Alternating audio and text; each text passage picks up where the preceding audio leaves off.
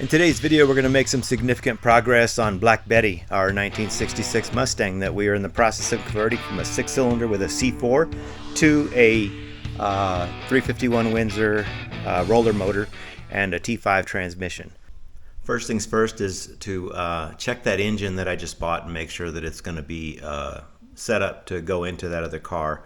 I think that'll give me a lot of comfort in knowing I can just yank that other engine out and be able to put something right back in and not have delays in between. So that's the first step, and then the second step is going to really be to get that engine and transmission out of that car. So that's what we're hoping to accomplish on this video, and there's a lot of work to do, but maybe it won't be so bad. I had a broken bolt in the manifold, not in the manifold, in the block, but this has clearly been broken for a long time. I don't know if you can see that.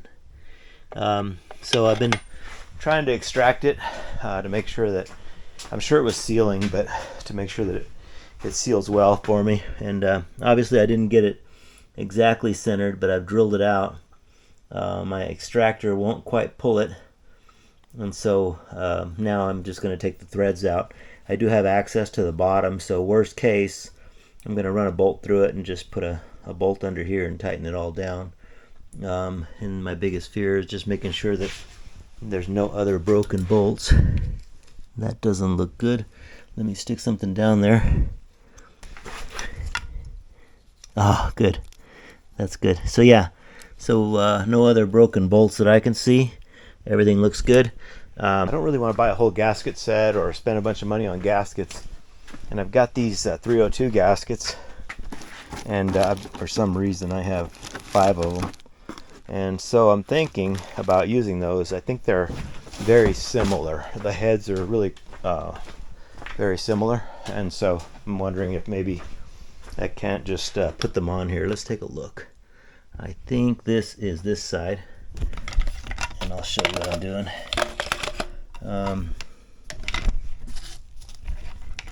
So you can see I've got I think it goes like this,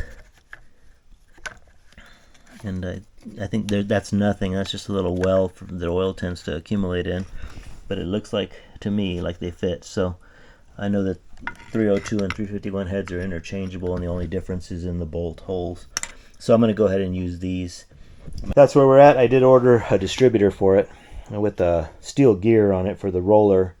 It was really cheap. I'm a little nervous about it, but it's all-in-one. It's not a GM style. It's just a distributor cap, but it's got everything in it, and all I need is a coil, and then I just wire it for ignition in the coil. Okay, I went ahead and put the manifold on. Built my wall of silicone on front and back.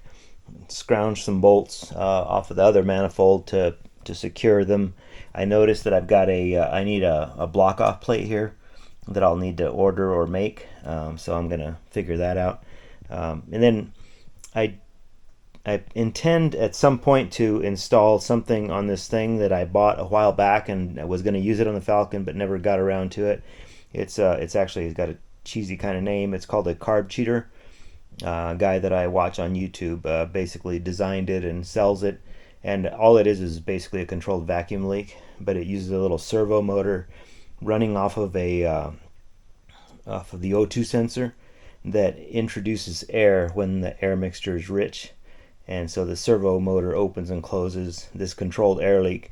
Anyway, I needed a plate to put the carburetor on, and so I opened that box, and I'm installing it here now. So I will probably not be using that at this moment, but I will use it down the road.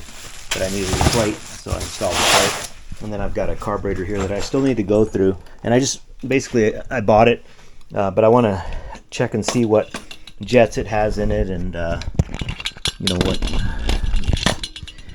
I might have to maybe get some different studs. Those look a little long, but what I'll want to do is go through and see what kinds of jets it has in it, and power valve, and just so that I can tune it later on to make it run right. And what I want to do is get it running right first, and then maybe after that point, once it's running as good as it can, then I'll introduce the controlled vacuum leak to get it to.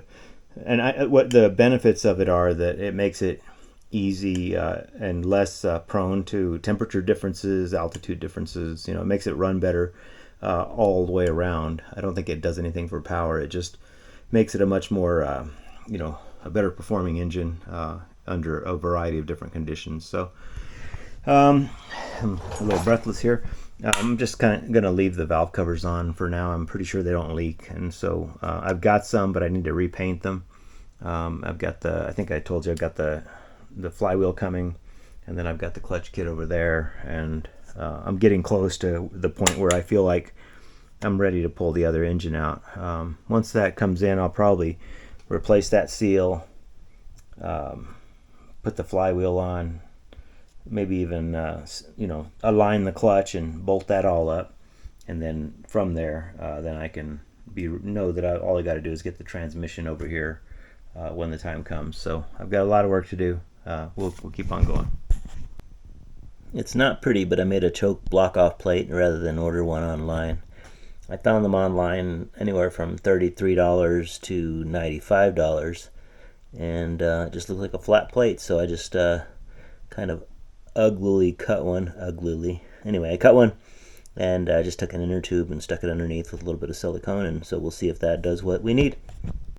And with that, it's time to pull the motor. So let's mark the hood hinges so that we can put it back.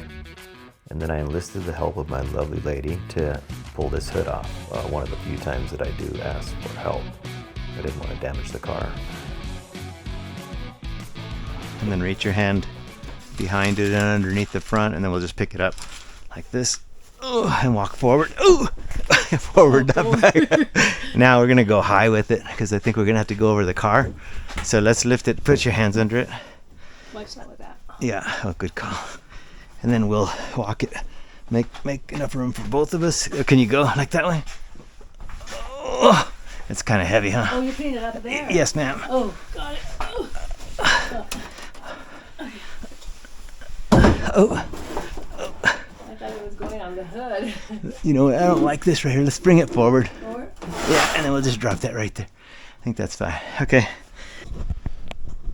Okay, a lot of people suggest taking the engine and transmission out together as that being the easiest. I think to do that, sometimes you need to raise the car up so that you can drop the transmission down far enough to kind of fish it out. I don't want to do that because the reason is the bolts are super easy to access for the transmission. I can just stick a jack under it, pull the radiator, slide the engine forward. I mean, it just unbolts, so it doesn't even have to slide out of anything. Pull it forward and then pull it out, and then I can go back and just drop the transmission with the jack. All right, let's get after it. Oh, it never fails. After pulling the radiator, and then engine transmission bolts, and the torque converter bolts, and then a few wires and a few hoses, it was ready to come out. And it came out pretty easily.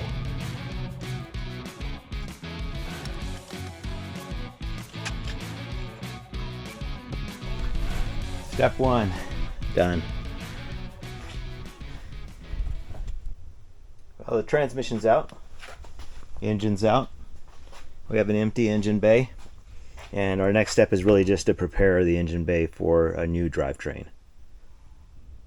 And with that, we've achieved success. So we've met our objectives for this video. The next video, we're going to be cleaning this engine bay up, and then we're going to be hopefully getting an engine in this and a transmission and seeing if we can't get it fired up. There's still some more parts to order, but for now I think we're making great progress. It's long overdue, and I appreciate you guys hanging in there with me while I work to get this done. I'm looking forward to it.